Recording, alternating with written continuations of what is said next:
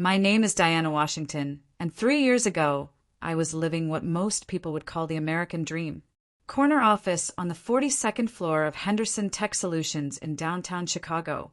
Fresh MBA diploma hanging on the wall, next to my framed Forbes feature highlighting emerging leaders under 30, and a six-figure salary that finally let me send my parents on that cruise to Alaska they'd talked about since I was in high school. Every morning, I'd walk into that gleaming tower wearing power suits that cost more than some people's monthly salary, greeting security guards who knew me by name, executives who sought my insights on multi-million-dollar acquisitions. At 28, I was the youngest female vice president of strategic partnerships in the company's history, managing client portfolios worth over $60 million and closing deals that made headlines in Chicago Business Journal. Why parents back in Detroit would call every Sunday, their voices thick with pride as they bragged to neighbors about their daughter who'd shattered every ceiling. Our Diana's got her own corner office now. Mom would tell anyone who'd listen at Greater Mount Calvary Baptist Church. Drives that beautiful Lexus, lives in one of those luxury high-rises downtown with the doorman. Dad, who'd worked double shifts at Ford for 30 years to put me through Northwestern, would just beam whenever I visited home. You did it, baby girl. You really did it. The engagement ring Jerome slipped onto my finger during that perfect dinner at Alinea cost 4 months of his teacher's salary. But the way he looked at me when he proposed made my heart skip. We'd been planning our wedding for the following June, already talking about the brownstone we'd buy in Lincoln Park, about the brilliant children we'd raise, about building a legacy that would make our families proud for generations. I had everything a woman could dream of. Respect in boardrooms where I was often the only person who looked like me, financial independence that my grandmother, who'd cleaned white folks' houses, could never have envisioned for her granddaughter, and love with a man who supported my ambitions instead of feeling threatened by them. I was proof that excellence, education, and relentless determination could overcome any barrier, could break through any glass ceiling. Looking back now, emptying trash cans at 3 a.m. while security cameras monitor my every move, I understand how foolish I was. I thought my success was armor, that my achievements made me untouchable. I thought the American dream was something you could earn and protect, not something that could be stolen by people who smiled at you during board meetings while planning your destruction. But let me tell you how it all came crashing down 3 months into my new reality as the night janitor at Meridian Industries. I developed what I called my survival routine. Clock in at 11 p.m., grab my supply cart from the maintenance closet, start on the executive floor while the building was empty except for security guards who barely acknowledged my existence. The irony wasn't lost on me. I was cleaning the offices of people who wouldn't have returned my calls when I was an executive myself. But Tuesday nights were different. Tuesday nights, CEO Richard Blackwood stayed late. The first time I noticed, I was emptying wastebaskets on the 38th floor when I heard voices coming from conference room C. The digital clock on the wall read 11:15 p.m. Strange time for a business meeting, especially since Blackwood's assistant had left hours ago. I pushed my cart quietly down the hallway, straining to hear the conversation through the heavy oak door point. 2 voices. Blackwood's distinctive baritone and a woman's voice I didn't recognize. Their tones were hushed, urgent, nothing like the casual late-night phone calls executives sometimes made to clients in different time zones. This sounded secretive, deliberate. I made note of it mentally and continued with my rounds. But every Tuesday after that, the same pattern repeated. Blackwood would dismiss his assistant at the usual time, wait until the building cleared, then meet with this mystery woman in conference room C at exactly 11 p.m. The meetings lasted precisely 1 hour. She always left first, taking the elevator to the parking garage, while Blackwood remained in his office for another 30 minutes before departing. Why investigative instincts, dormant since my fall from grace, began to stir. I started timing my cleaning schedule around these meetings, developing strategies to observe without being detected. The service corridors that maintenance staff used provided perfect vantage points. I could position my cart near the conference room and work methodically, invisible in my uniform, while gathering intelligence, The woman was always impeccably dressed. Designer suits, expensive handbags, the kind of polished appearance that screamed corporate executive. Mid-30s, auburn hair pulled back in a perfect chignon, confident stride that suggested she was comfortable in boardrooms. But she never entered through the main lobby. Always the parking garage, always after hours, always avoiding the security cameras in the main entrance. I began documenting everything in a small notebook I kept hidden in my cleaning supplies. Date, time, duration of meetings, physical description of the woman, any details I could observe. My business school training in pattern analysis proved useful in ways I'd never expected. There was definitely a system here, a carefully choreographed routine that suggested these weren't casual encounters. During my 4th week of observation, I got closer to the conference room than usual. They'd left the door slightly ajar, probably assuming the building was empty except for security. Their voices carried better, though I still couldn't make out specific words. The woman's tone was businesslike, professional, but there was an undercurrent of tension. Blackwood sounded pleased, almost excited about whatever they were discussing that I caught fragments. Henderson Tech mentioned several times. Client database and financial records, and something about the Washington situation. My blood ran cold when I heard my own name. They were talking about me. The smart thing would have been to leave immediately, but I needed to hear more. I positioned myself in the service corridor that ran behind Conference Room C, where a maintenance panel provided access to the building's ventilation system. From there, their conversation was clearer. The federal investigation worked perfectly, the woman was saying. Diana Washington's reputation is completely destroyed. No finance firm in Chicago will touch her, and Henderson Tech's client confidence. Blackwood asked, shattered. 3 major accounts have already reached out about switching to Meridian. The Singapore portfolio, especially, they're terrified about security breaches. My hands shook as I wrote down every word. They weren't just discussing my downfall, they were celebrating it. This wasn't coincidence or bad luck. This was deliberate, calculated destruction of my career as part of some larger corporate strategy. But I needed more evidence. Audio recordings, documents, proof that would hold up in court. I was no longer just a janitor trying to survive. I was an investigator gathering intelligence on the people who had destroyed my life. The next Tuesday, I came prepared. A small digital recorder tucked into my cleaning supplies, positioned where it could capture audio from the conference room. I worked late that night, long after their meeting ended, transcribing everything I'd heard and cross-referencing it with news reports about Henderson Tech's recent struggles.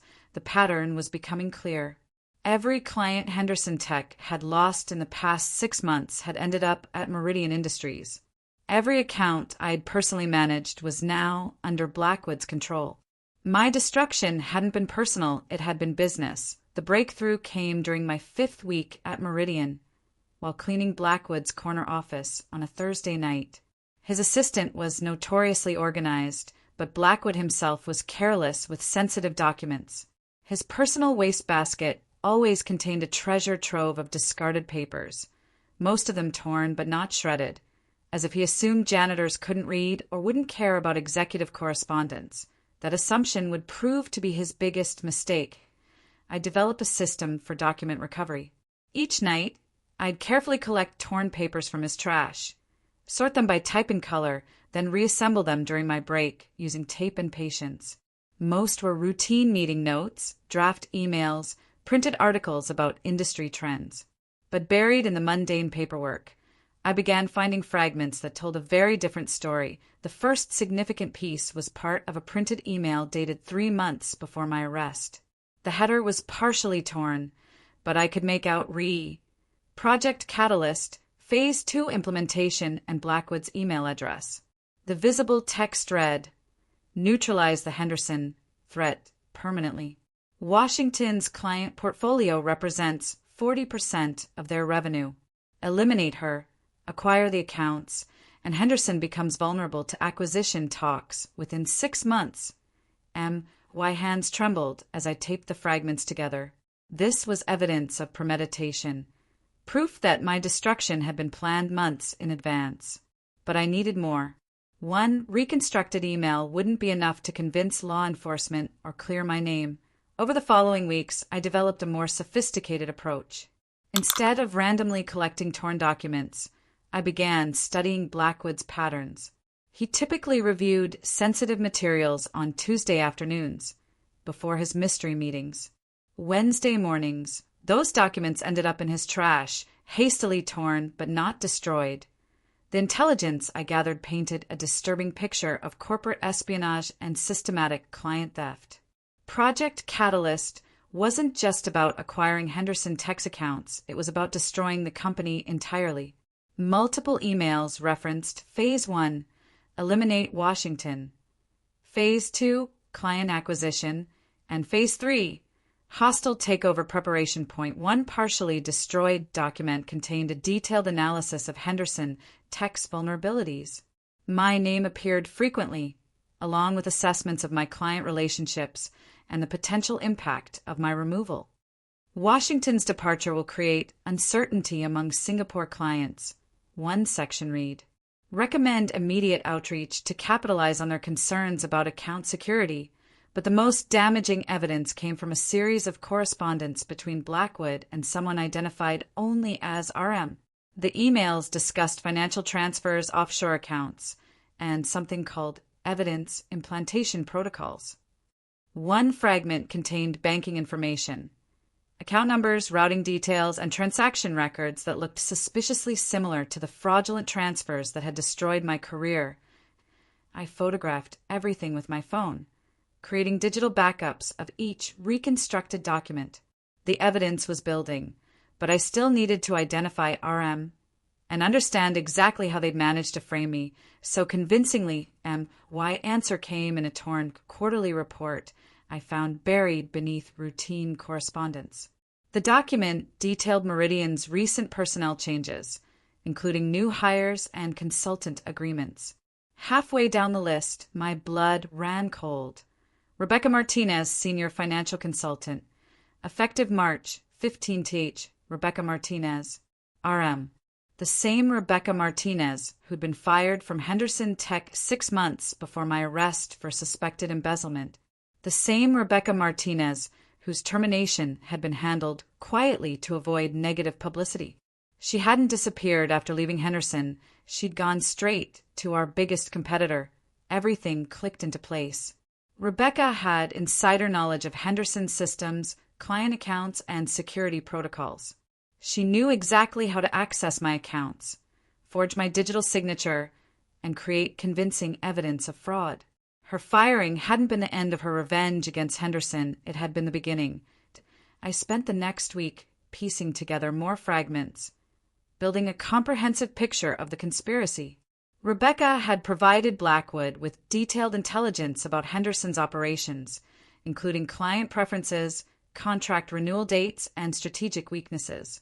In return, Meridian had given her a lucrative consulting position and a percentage of every account they acquired. One reconstructed email chain revealed the scope of their planning.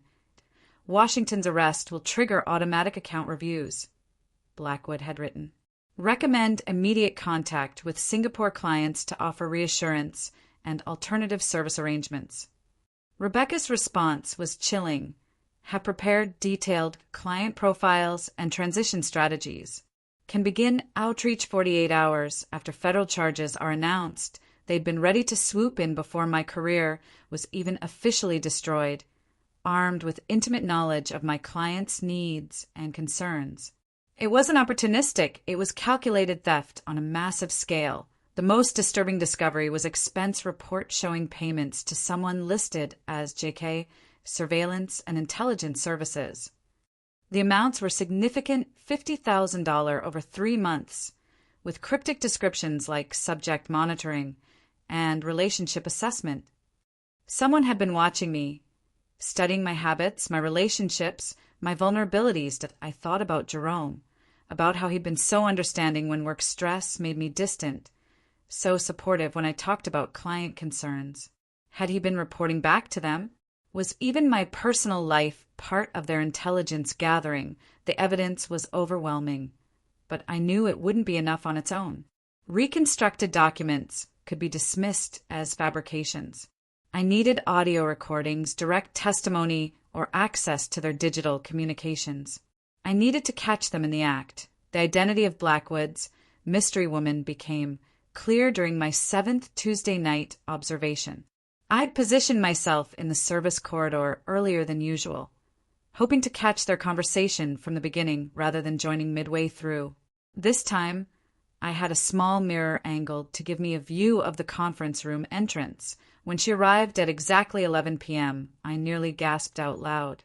Even with her hair styled differently and wearing designer glasses I didn't remember, there was no mistaking Rebecca Martinez.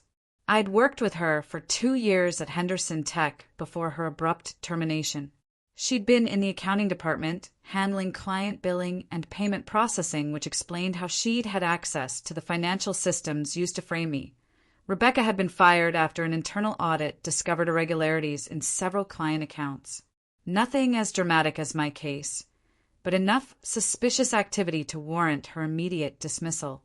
Janet Morrison, our HR director, had handled the termination quietly to avoid embarrassing the company.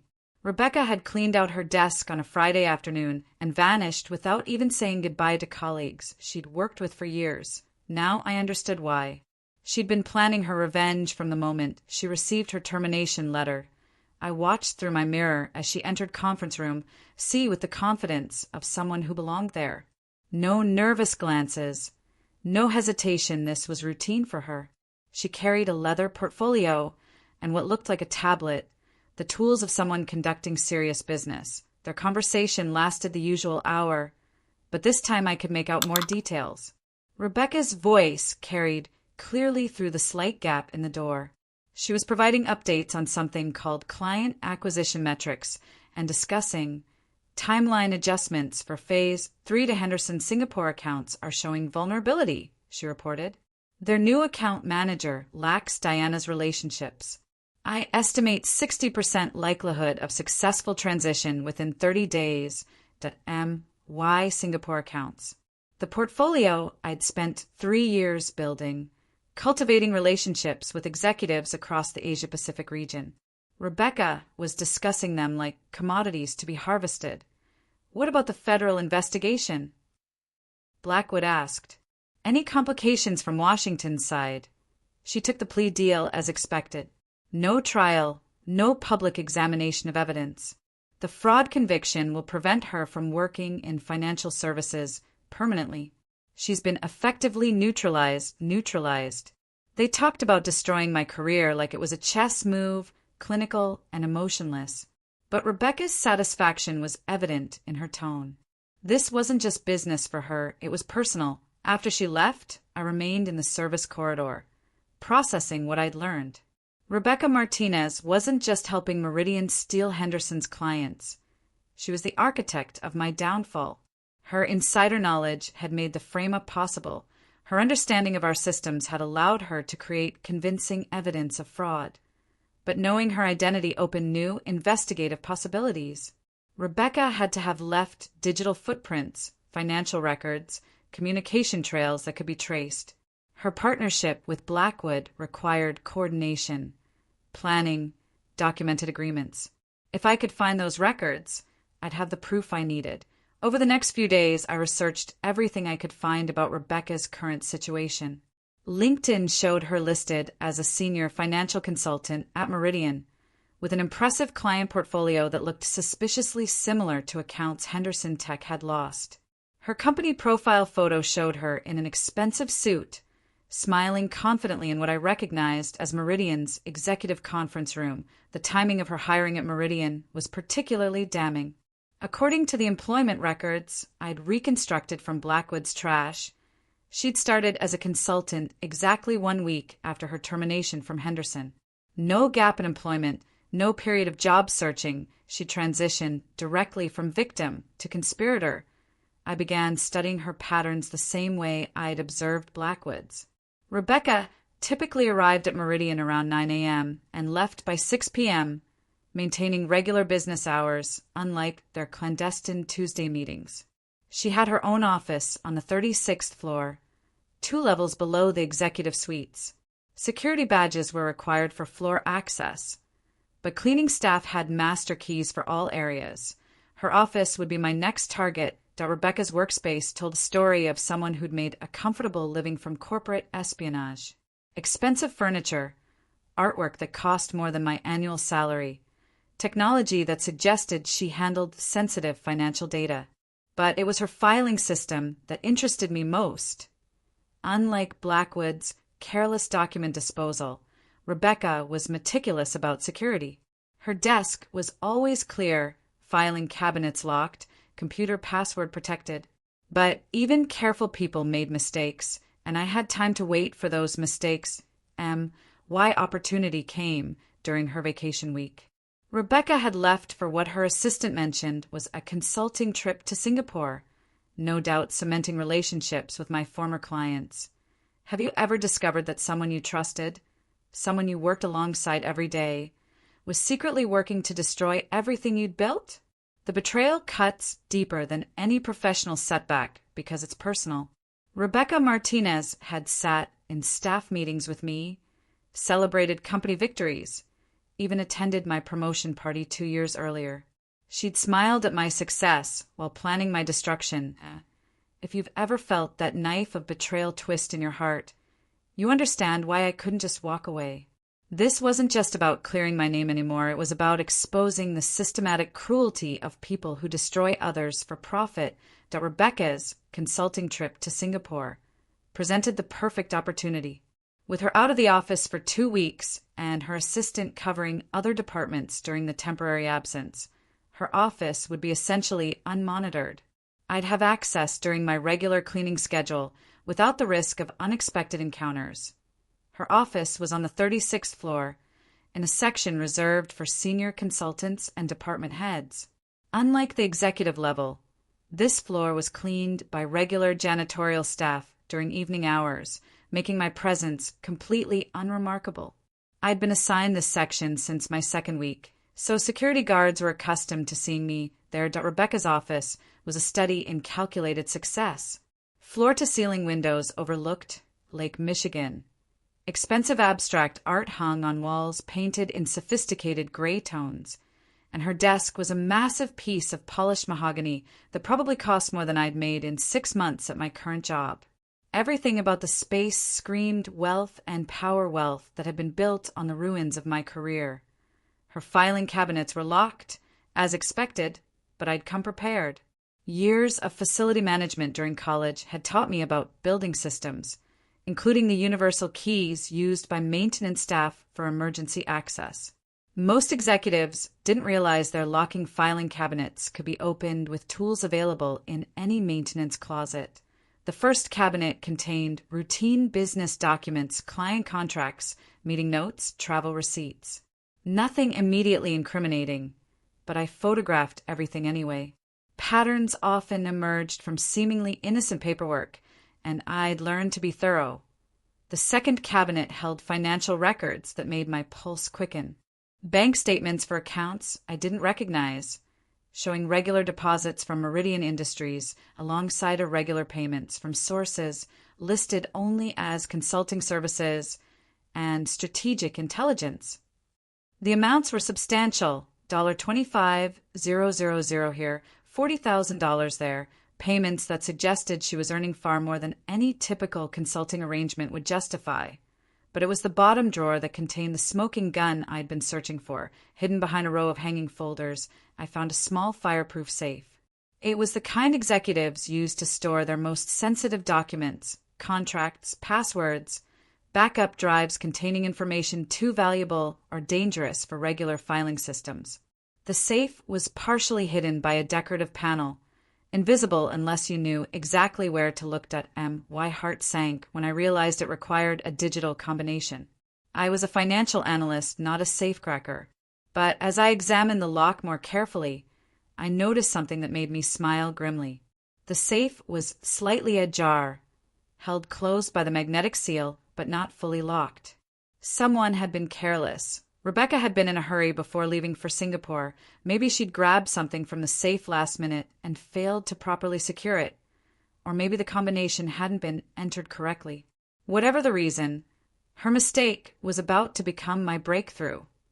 Inside the safe, I found evidence that exceeded even my most optimistic expectations: the USB drives labeled with dates spanning the past 18 months, including several that precisely matched the time frame of my supposed crimes at Henderson Tech Bank records, showing transfers to offshore accounts, with transaction details that looked suspiciously similar to the fraudulent activities I'd been accused of.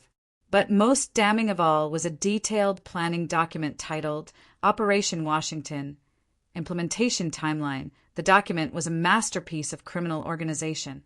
It outlined a step-by-step process for framing me, complete with timelines, required access codes, and contingency plans. Phase 1 involved gaining access to my login credentials through social engineering and surveillance protocols. Phase 2 detailed the process of creating fraudulent transactions using my digital signature. Phase 3 covered evidence placement and witness preparation.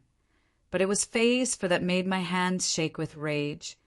Post-arrest client acquisition and relationship transfer. They hadn't just planned to destroy me, they'd prepared to profit immediately from my downfall. The document included detailed profiles of each of my major clients, their contract renewal dates, decision-making processes, and personal preferences. It was a comprehensive guide for stealing my professional relationships. The moment I was removed from the equation, point 1 section particularly caught my attention. Subjects' personal relationships may provide additional intelligence opportunities. Recommend cultivation of romantic attachment for extended access to private communications and behavioral patterns. Why relationship with Jerome? Had it been genuine, or was he part of their intelligence gathering? The thought made me physically ill, but I couldn't ignore the implications.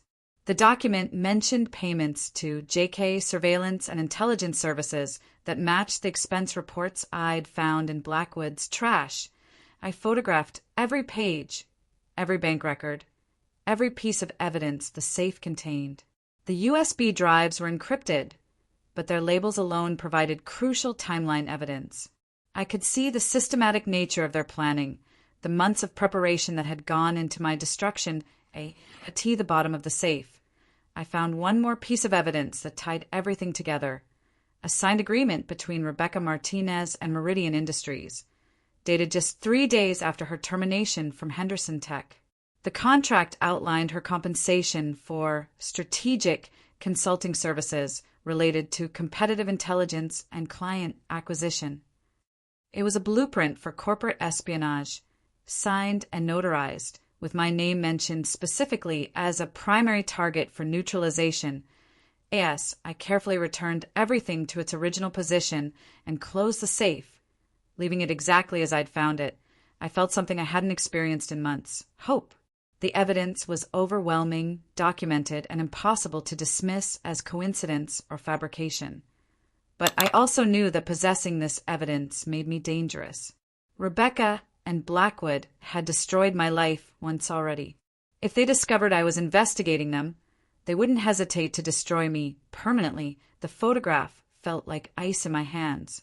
Jerome's familiar smile beamed up at me from beside Richard Blackwood, both men dressed in expensive suits, standing outside what looked like the Bellagio Hotel in Las Vegas. Their handshake wasn't casual. It was the firm grip of business partners sealing a deal. The timestamp in the corner read March 3rd, exactly 14 days before federal agents had arrived at my apartment door. I sank into Blackwood's leather chair, the image trembling between my fingers.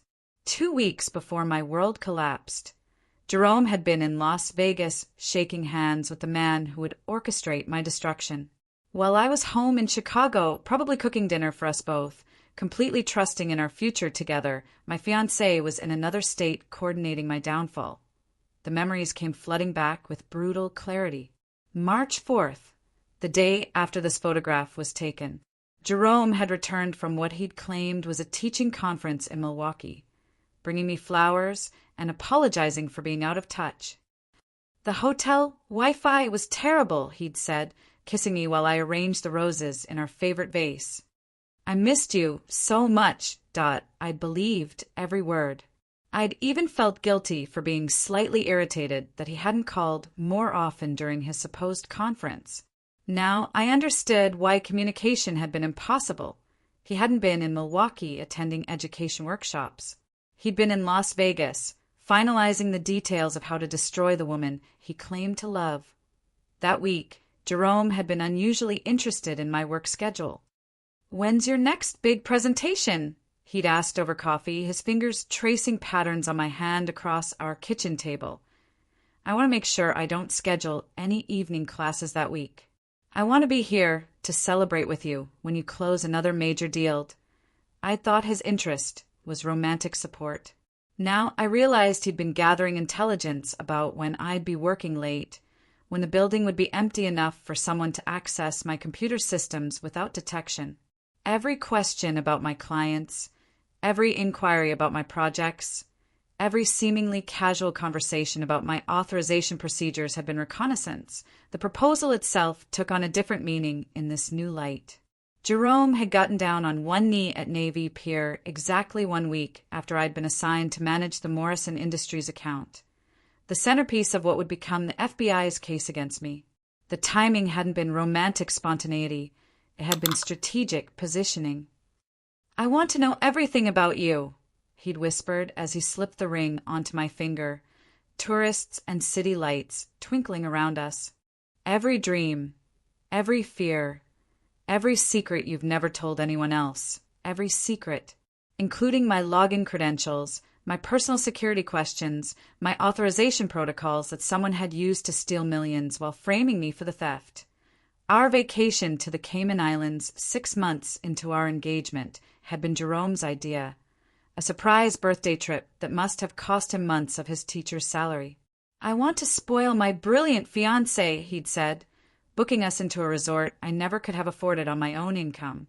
But the trip hadn't been about spoiling me. Jerome had insisted we visit Georgetown's financial district, claiming he was curious about international banking.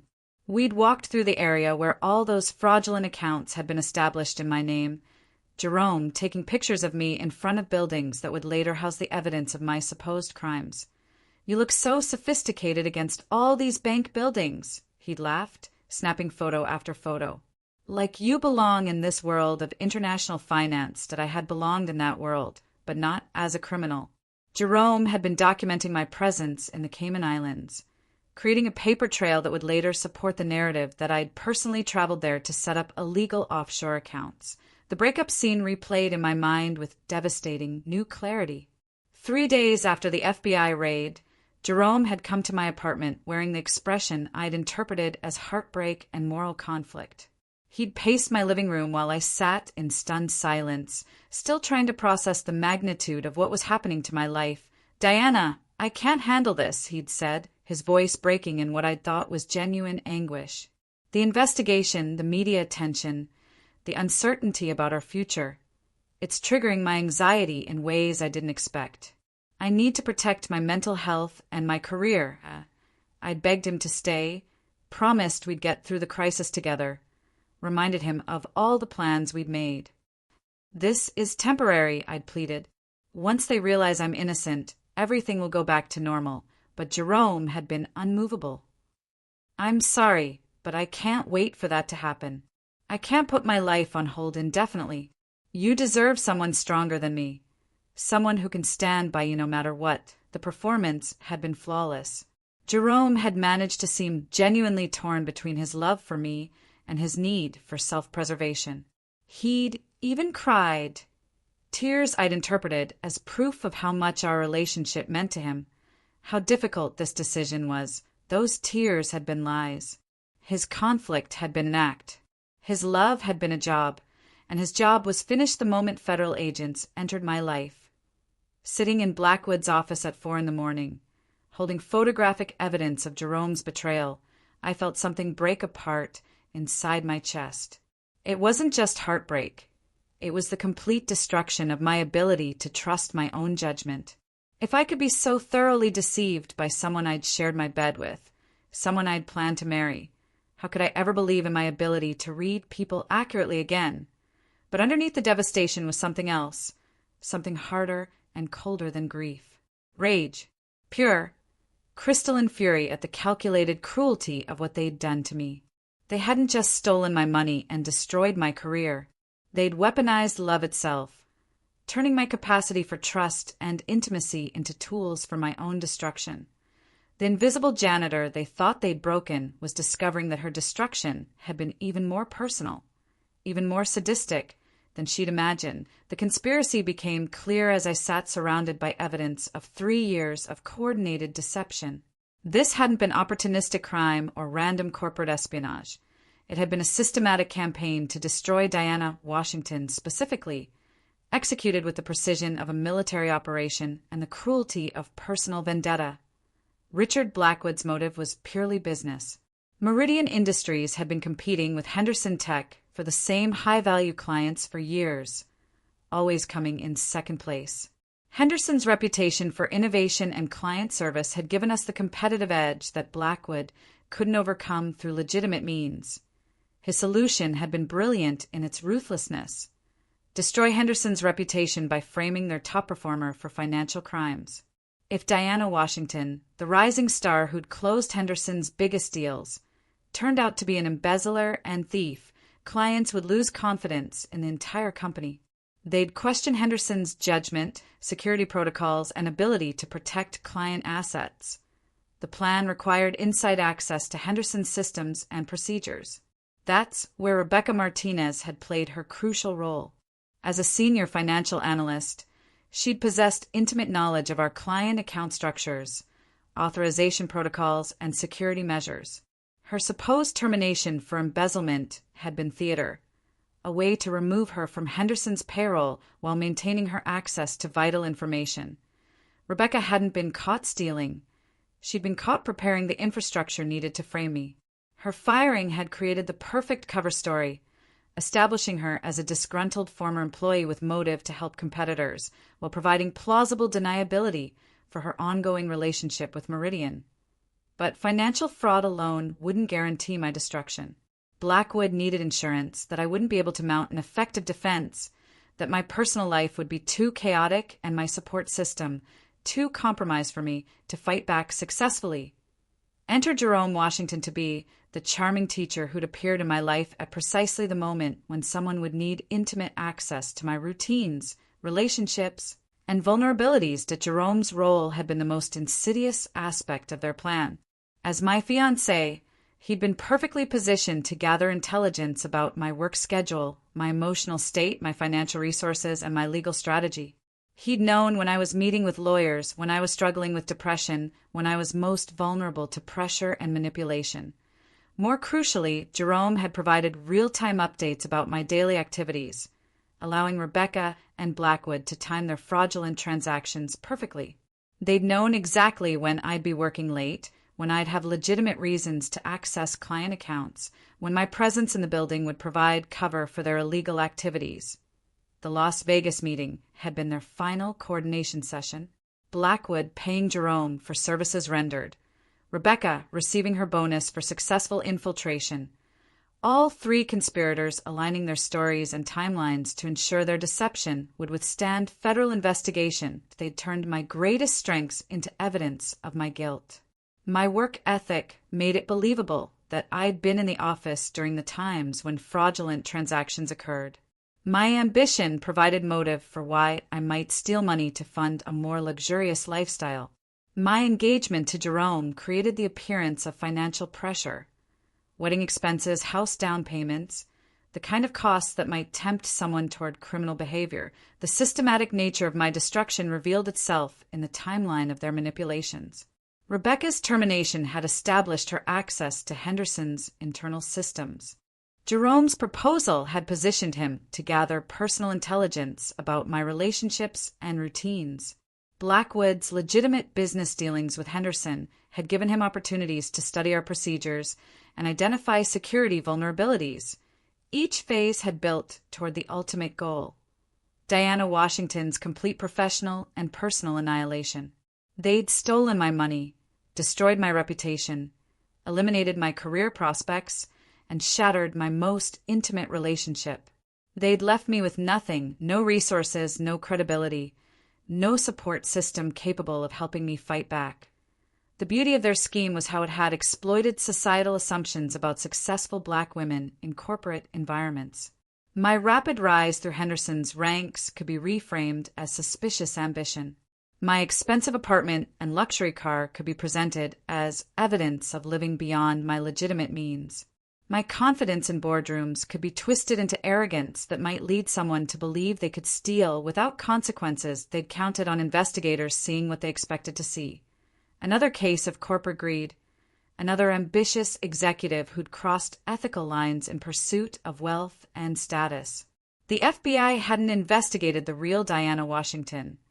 They'd investigated a fictional version of me, carefully constructed by people who understood exactly how to make their lies credible to law enforcement and the media. But their masterpiece of deception contained a fatal flaw.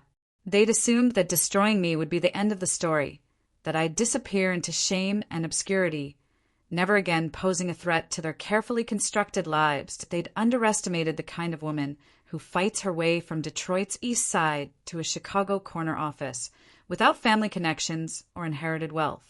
The corporate espionage disguised as individual crime was about to become something entirely different, a reckoning disguised as janitorial work. If this story is making your blood boil, you're not alone. The level of betrayal Diana experienced goes beyond professional sabotage. They infiltrated her most intimate relationship, weaponized her capacity for love, and turned her dreams of marriage and family into tools for her destruction. This is the kind of systematic cruelty that stays with you. Have you ever discovered that someone you loved completely was working against you the entire time? Type betrayed in the comments if you've experienced that particular devastation. And if you're invested in seeing these conspirators get exactly what they deserve, hit subscribe. Justice is coming, and it's going to be thorough. I spent the remaining hours before dawn in Blackwood's office, not cleaning, but strategizing. The evidence I'd gathered was overwhelming, but I knew from bitter experience that truth alone wouldn't guarantee justice. These people had resources, connections, and a narrative that had already convinced federal investigators of my guilt. I needed more than proof. I needed a plan that would destroy them as systematically as they'd destroyed me. The old Diana Washington would have taken this information directly to my lawyer, trusting the legal system to recognize the evidence and deliver justice. But the old Diana had been naive, believing that competence and integrity were armor against the world's cruelty, that good intentions would protect her from coordinated evil. The new Diana, the invisible janitor who'd spent 4 months watching powerful people reveal their secrets, understood that justice required more than being right. It required being strategic, patient, and willing to play the same long game they'd played against me. That I began by analyzing their vulnerabilities. Blackwood's weakness was his arrogance. He'd kept evidence of his crimes in an office safe, confident that no one would think to look there. His ego demanded public recognition for his successes, making him vulnerable to reputation damage that would hurt more than legal prosecution. That Rebecca's vulnerability was her sudden wealth. Strategic Financial Solutions was too visible, too luxurious for someone who'd supposedly been fired for embezzlement. Her lifestyle didn't match her official employment history, creating tax implications and regulatory questions she couldn't easily explain away. Jerome's weakness was his need for social approval and professional respectability. Chicago public schools conducted extensive background checks on employees. Any suggestion of involvement in federal financial crimes would end his teaching career permanently, destroying the respectable image he'd cultivated among colleagues, students, and parents. MY position as night janitor provided advantages they'd never considered. I had unrestricted access to Meridian's building, every office and conference room where secrets were discussed and plans were made. I could move through their corporate headquarters invisibly, documenting conversations and gathering intelligence without anyone questioning my presence. More importantly, I had something they'd taken from me: time. While Blackwood, Rebecca, and Jerome lived their successful lives, believing they'd permanently eliminated the threat I'd represented, I had endless hours to plan, research, and build an airtight case for their destruction. I started expanding my surveillance beyond the Tuesday night meetings. I photographed Rebecca's license plate when she visited Meridian, documenting the frequency and timing of her appearances. I recorded portions of their conversations using my phone's audio recorder. Building a library of their admissions and ongoing criminal planning, did I research their personal lives, their professional relationships, their social connections. Blackwood served on charity boards and attended high-profile business events. Rebecca had been featured in several industry publications promoting her consulting services. Jerome was active in his school's parent-teacher organization and coached youth basketball on weekends. All three had carefully curated public images that would be destroyed by association with corporate espionage, fraud, and the systematic framing of an innocent person. Their reputations were their most valuable assets, and reputation was exactly what I planned to attack. But documentation wasn't sufficient. I needed leverage that would force them into public confession or create consequences that extended beyond legal prosecution. I needed to hit them where they were most vulnerable.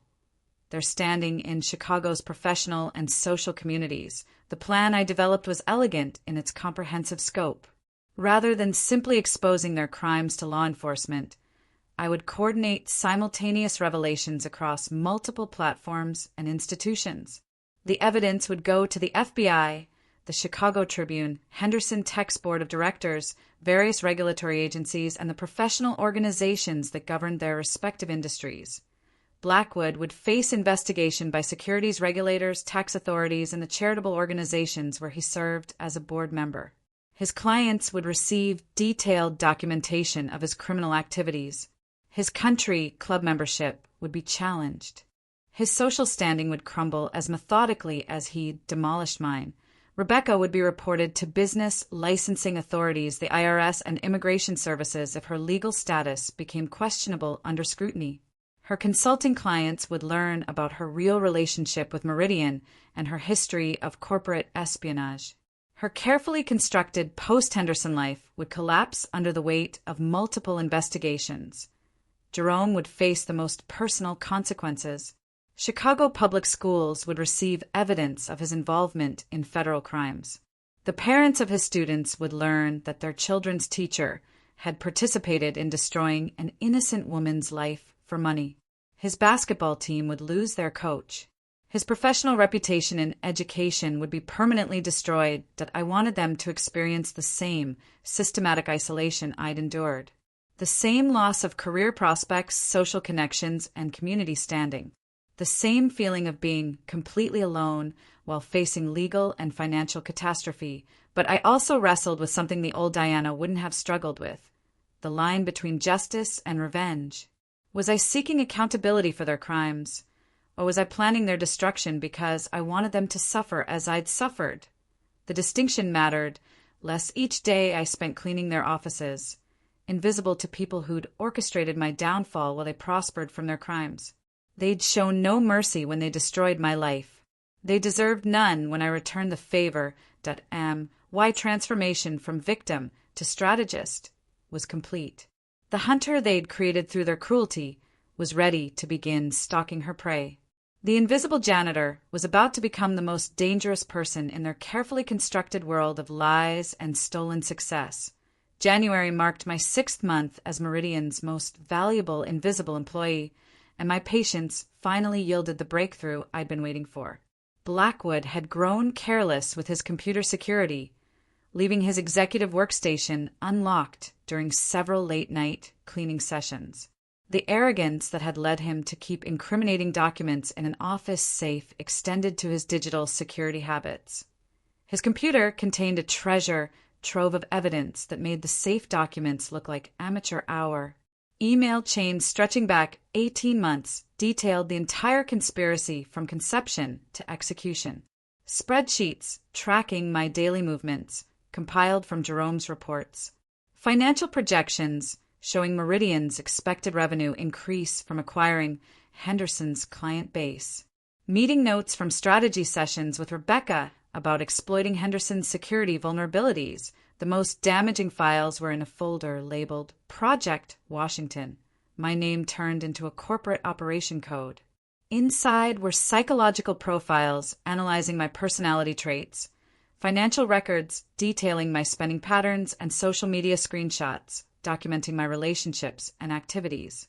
They'd studied me like a lab specimen, cataloging every detail of my life to better manipulate public perception of my character. One document made me physically ill, a detailed timeline showing how they'd coordinated Jerome's proposal with my assignment to the Meridian Industries account. Target's emotional investment in relationship will reduce likelihood of effective legal defense, Rebecca had written in the margins. Recommend accelerating timeline for maximum psychological impact. I photographed every screen, working methodically through folders while monitoring the hallway for security rounds. My phone's memory filled with evidence of wire transfers, meeting schedules, and communication logs that proved their ongoing conspiracy.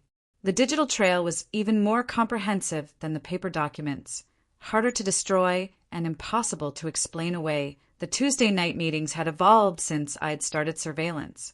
They now included a third participant who joined via video conference, someone they addressed only as Chicago contact, whose face was always obscured by strategic camera angles. This person provided real-time updates about Henderson's internal investigation into my case, confirming my suspicions that someone at my former company was still feeding them information. The forensic accountants finished their review last week, Chicago contact reported during a meeting I recorded from outside the conference room. They found everything we planted, exactly where we planted it. The federal prosecutors are confident they have an airtight case. Excellent, Blackwood had responded. What about the civil suits? 3 clients have already filed claims against Henderson for gross negligence. More are expected once the criminal conviction is finalized. Henderson's insurance company is pushing for settlement negotiations. I realized they weren't just destroying me. They were positioning themselves to acquire Henderson's clients through legal pressure and reputation damage. The civil lawsuits would bankrupt my former company, forcing them to sell assets and client contracts to pay settlements. Meridian would be perfectly positioned to acquire those contracts at reduced prices. My methodical documentation revealed the scope of their criminal enterprise. This wasn't simple fraud. It was corporate warfare using federal law enforcement as an unwitting weapon. They'd turned the FBI into their collection agency, using the power of criminal prosecution to eliminate competition and acquire market share. The hidden camera I'd planted in conference room captured conversations that would destroy all 3 conspirators. Modern smartphones could record for hours with minimal battery drain, and I'd learned to position my device behind decorative objects where it would capture audio while remaining undetected. We need to discuss exit strategies, Rebecca had said during their most recent meeting. The Washington situation has been contained, but we can't maintain this level of coordination indefinitely without raising questions. Agreed, Blackwood replied. Once Henderson's bankruptcy is finalized, we'll phase out direct contact. Rebecca can legitimize her consulting business with other clients. Jerome's role was always temporary. They were planning to abandon Jerome once his usefulness ended, just as they'd planned my destruction. The man who'd betrayed me for money would eventually be discarded like a used tool, his knowledge of their crimes making him a liability rather than an asset. I'd built the kind of comprehensive case that law enforcement dreams about. Documentary evidence, digital records, audio recordings, and financial trails that connected every aspect of their conspiracy. But more importantly, I documented their ongoing crimes, proving that their illegal activities hadn't ended with my arrest. The methodical approach came from hard experience. I'd learned that evidence could be questioned, witnesses could be discredited, and narratives could be manipulated.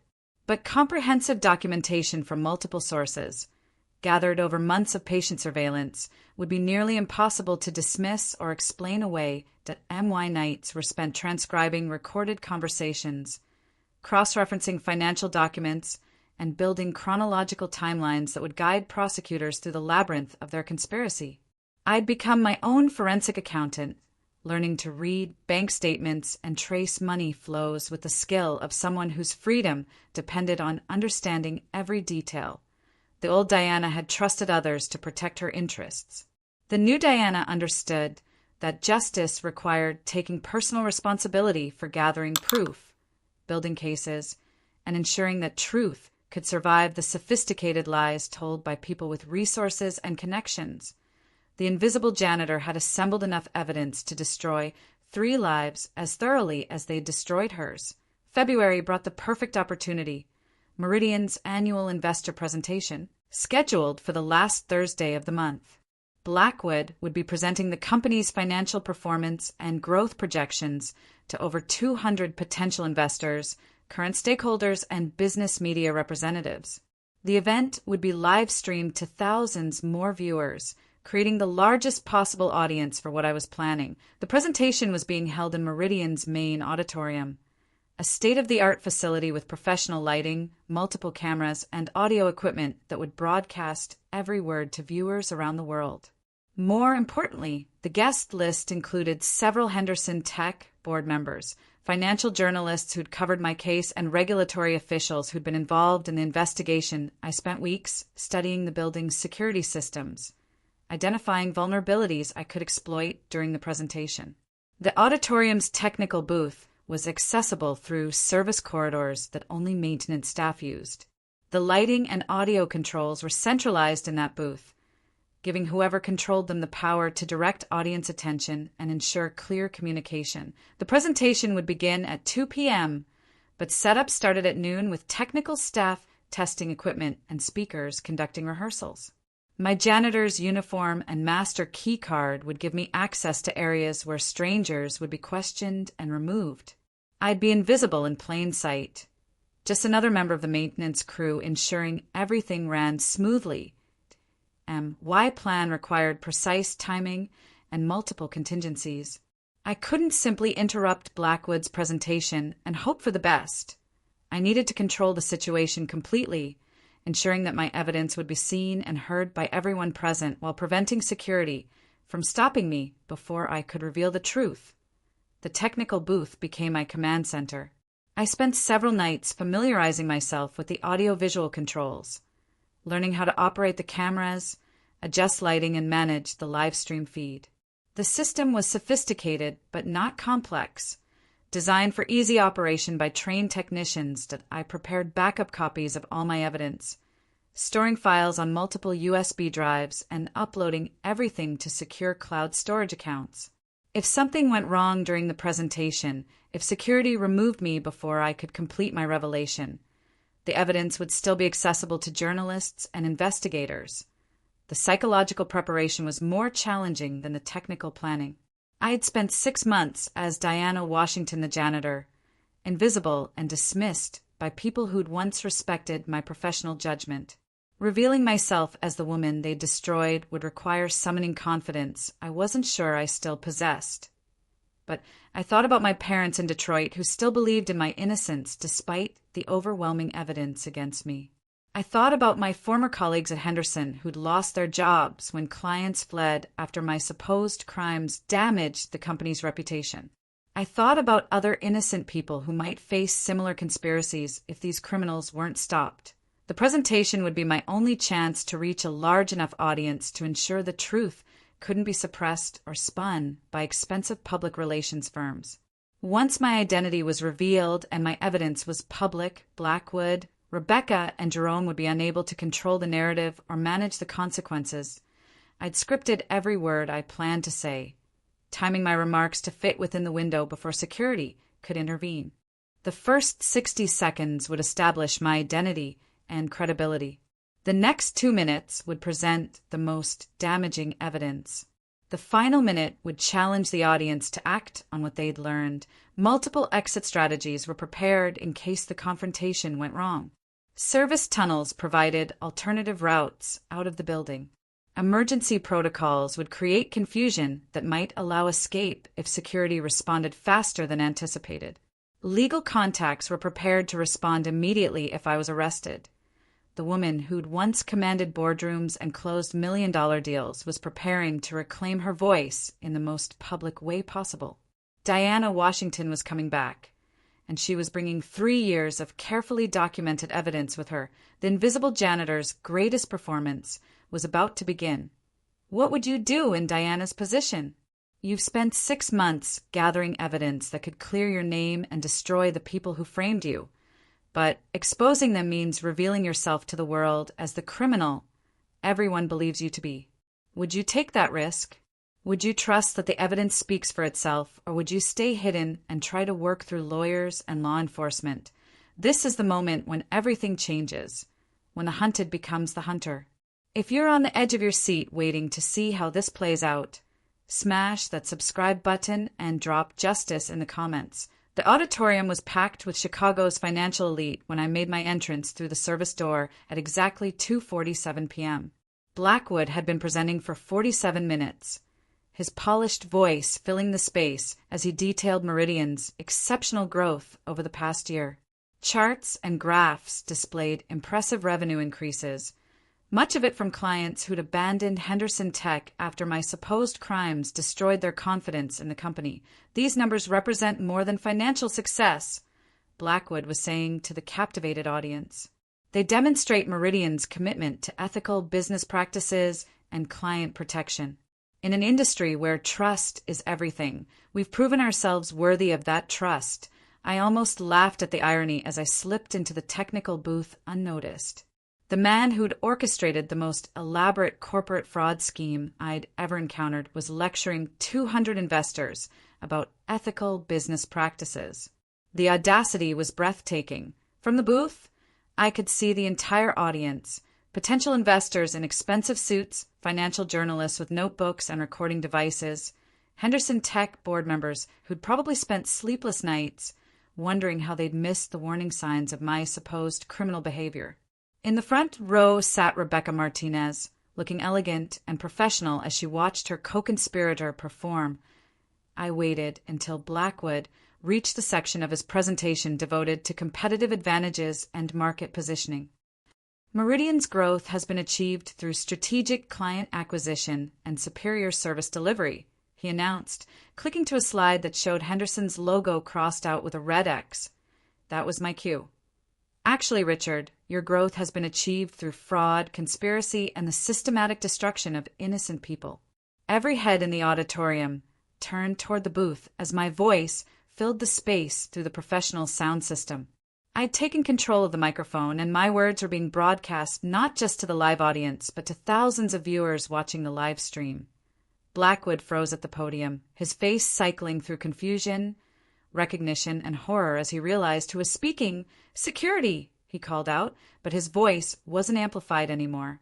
I controlled the audio system. Now, my name is Diana Washington, I announced as I emerged from the booth and walked down the center aisle toward the stage.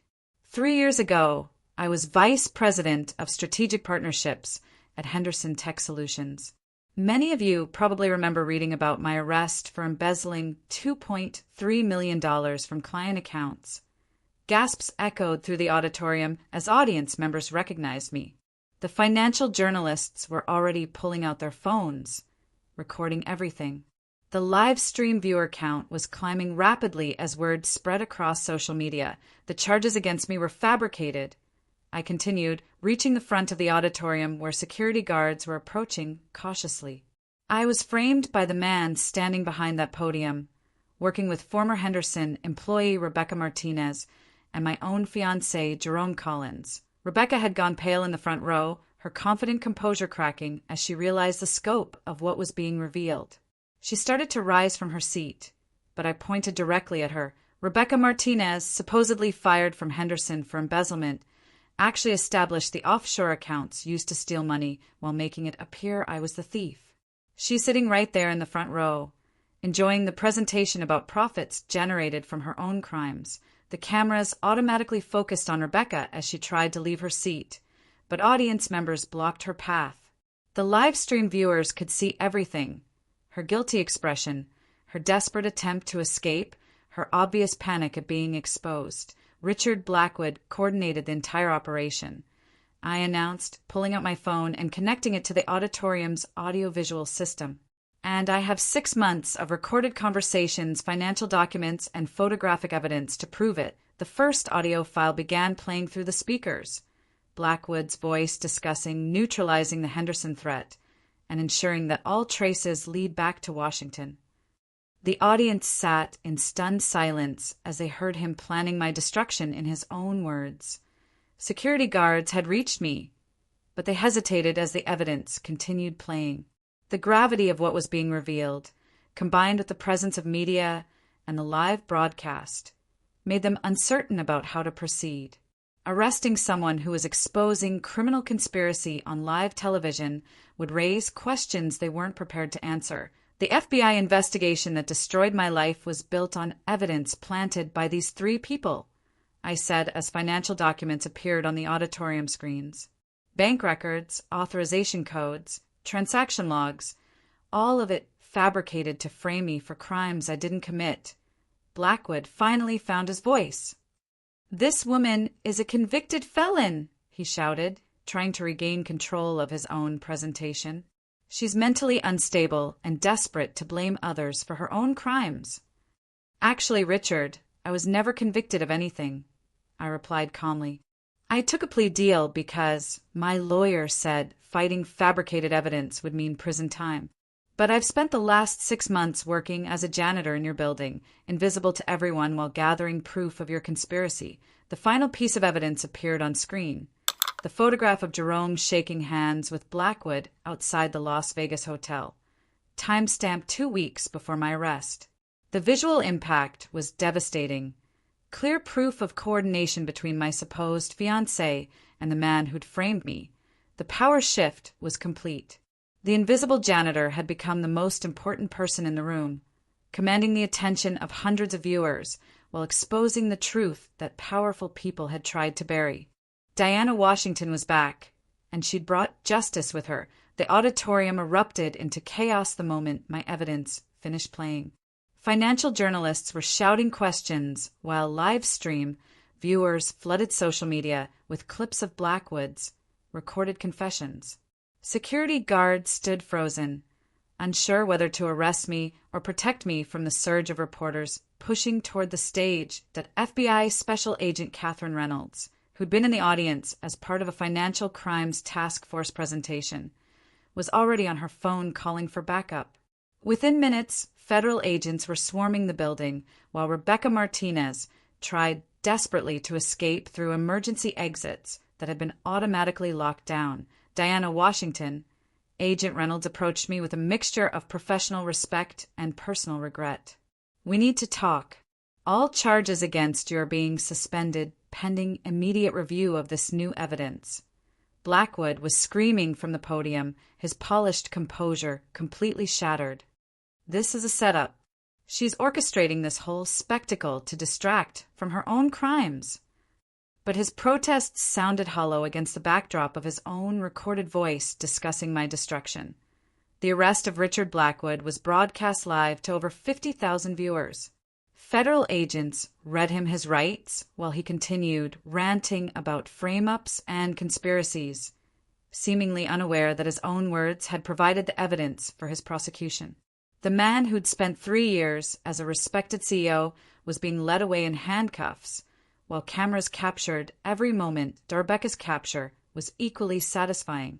She'd made it to the parking garage before agents cornered her near her luxury sedan, the car she'd purchased with money stolen in my name. Her carefully constructed post-Henderson life was crumbling in real time. Just as mine had 3 years earlier, the most devastating revelation came 12 hours later when FBI agents arrested Jerome at Lincoln Elementary School, dragging him out of his classroom in front of horrified students and parents. The local news coverage was brutal. Teacher arrested in corporate conspiracy, and educator helped frame innocent woman. His reputation in the education community was destroyed instantly and permanently. Jerome's desperate attempts to minimize his role only made things worse. "I didn't know it would go this far," he pleaded during his perp walk, cameras capturing every word. "I thought it was just corporate competition. I never wanted Diana to get hurt." But his recorded conversations told a different story. Audio of him discussing my emotional vulnerabilities and providing detailed reports about my daily routines, played on every news channel in Chicago. The man who'd claimed to love me had sold intimate details about my life to people who wanted to destroy me. The media vindication was swift and comprehensive. Every major news outlet in Chicago ran stories about my case, with headlines like "Wrongly Accused Executive Exposes Corporate Conspiracy" and "Janitor's Justice: How Diana Washington Cleared Her Name." The contrast between their coverage of my original arrest and their reporting of my vindication was stark. Henderson Tech's board of directors issued a public apology within 48 hours. "We deeply regret the pain and injustice Diana Washington has endured," their statement read. "Our company failed to protect one of our most talented employees from a sophisticated criminal conspiracy. We are committed to making this right, but the most meaningful response came from my parents in Detroit." Dad's voice was thick with emotion when he called after seeing the news coverage. "We knew you didn't do those things, baby girl," he said. "We never stopped believing in you, not for 1 second.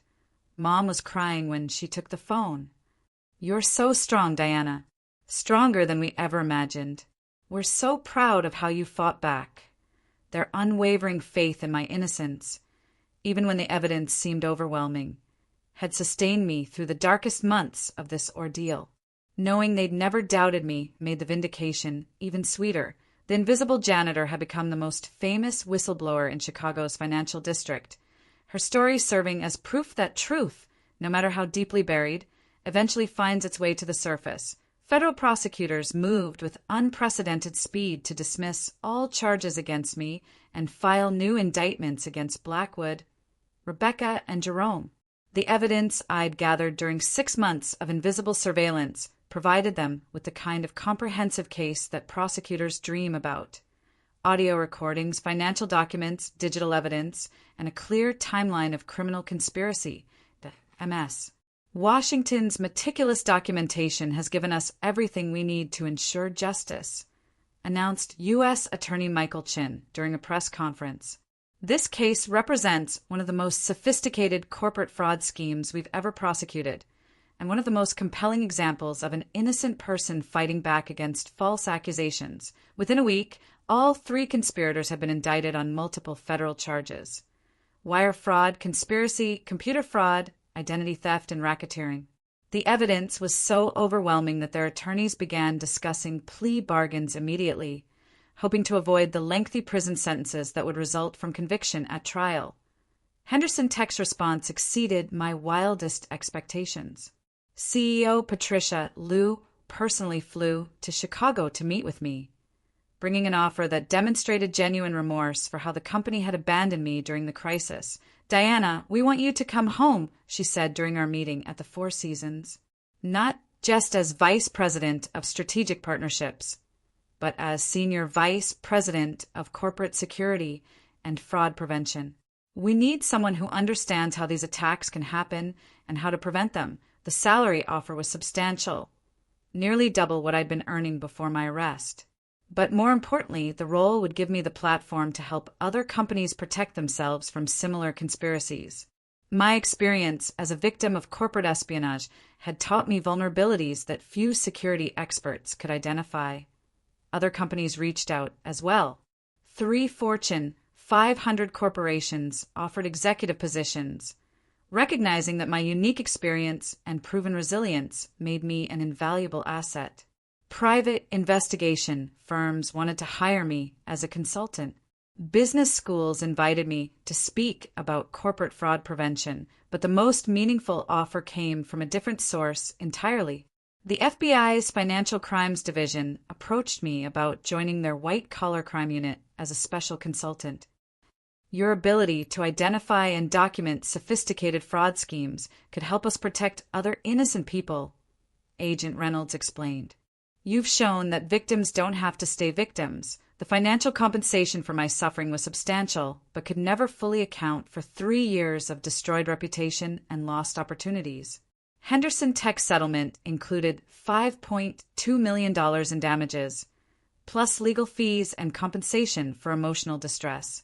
Meridian Industries faced a class action lawsuit that would likely bankrupt the company, with their assets being distributed among the victims of their fraud, and why legal team also filed civil suits against all three conspirators, seeking personal accountability beyond their criminal prosecution. Their houses, cars, and bank accounts were frozen pending the outcome of both criminal and civil proceedings. The lifestyle they'd built on stolen money and destroyed lives was disappearing as quickly as mine had 3 years earlier. The Illinois State Bar Association invited me to speak at their annual conference about legal ethics and the importance of believing clients who claim innocence. My story had become a cautionary tale about how sophisticated criminals could manipulate the legal system, and an inspirational example of how persistence and evidence could overcome even the most elaborate deceptions. Professional vindication felt different than I'd expected. The offers and opportunities were gratifying, but what mattered most was having my competence and integrity recognized again. For 3 years, I'd been defined by false accusations and criminal charges. Now I was being sought out for my expertise, my judgment, and my unique perspective on corporate fraud. The woman who'd been dismissed as a criminal was being courted by the most prestigious institutions in American business and law enforcement. Sometimes the people who try to destroy us end up making us stronger than we ever imagined we could be. Diana's story proves that justice isn't always immediate, but it's often more complete when we're willing to fight for it ourselves. Her 6 months as an invisible janitor gave her something her corner office never could: the skills and determination to take down people who thought they were untouchable. If this story moved you, please subscribe and share it with someone who needs to hear that truth always wins in the end. Drop resilience in the comments if you believe in fighting back against injustice. The decision about my future came easier than I had expected. After weeks of considering various offers, I realized that my experience had changed what I wanted from my career. Money and status, the things that had once motivated me, felt less important than purpose and protection. Protecting other people from experiencing what I'd endured, I accepted the FBI consultancy position, becoming their first civilian specialist in corporate conspiracy investigation. The role allowed me to work on cases across the country, helping agents identify the kind of sophisticated fraud schemes that traditional investigators might miss. My unique perspective as both a victim and investigator gave me insights that couldn't be taught in any training program, and why relationship with my parents had emerged from this ordeal stronger than ever. The crisis had stripped away any pretense or distance between us, leaving only love and mutual respect. They'd stood by me when the entire world believed I was guilty, never wavering in their faith that their daughter couldn't commit the crimes she'd been accused of. You know what I'm proudest of? Mom said during my first visit home after the vindication. Not that you were innocent, I always knew that. I'm proud that you never gave up fighting for the truth. Dad, who'd worked 3 jobs to put me through college, understood better than anyone what it meant to persevere through injustice. You didn't just clear your name, baby girl, he told me. You showed everyone what real strength looks like. Romance wasn't something I was ready to pursue immediately. The betrayal by Jerome had damaged my ability to trust intimate partners, and I needed time to heal from wounds that went deeper than professional sabotage. But I was open to the possibility that someone genuine might eventually enter my life, someone who valued honesty over manipulation, support over exploitation. The most unexpected outcome was my relationship with other fraud victims. My story had inspired dozens of people to reach out, sharing their own experiences of being falsely accused or systematically destroyed by powerful enemies. Many had given up fighting, accepting plea deals or settlement agreements that admitted guilt they didn't bear. That I started an informal support network, connecting victims with resources and encouragement to continue fighting for vindication. Not everyone had the advantages I'd possessed: the access to evidence, the time to investigate, the platform to reveal truth. But everyone deserved someone who believed their claims of innocence. The woman who'd once measured success by salary and corner office square footage had discovered something more valuable: the satisfaction of helping other people reclaim their lives from false accusations and criminal conspiracy. And why apartment now overlooked Lake Michigan from the 40th floor of a luxury high-rise. But the view that mattered most was backward, looking at how far I'd traveled from the depths of despair to a life of purpose and vindication. They thought breaking me would be easy. A successful black woman in corporate America, climbing too high too fast, making the kind of money that threatened their comfortable assumptions about who deserved power and prosperity. They thought one sophisticated frame-up would be enough to destroy everything I'd built, that I'd disappear into shame and obscurity like so many victims before me. But they underestimated the kind of woman who fights her way from Detroit's East Side to a Chicago corner office without family connections or inherited wealth. They didn't understand that success built from nothing creates the kind of resilience that can't be purchased or faked. The invisible janitor they created became their worst nightmare, a patient, methodical investigator with unlimited access to their secrets and unlimited motivation to expose their crimes.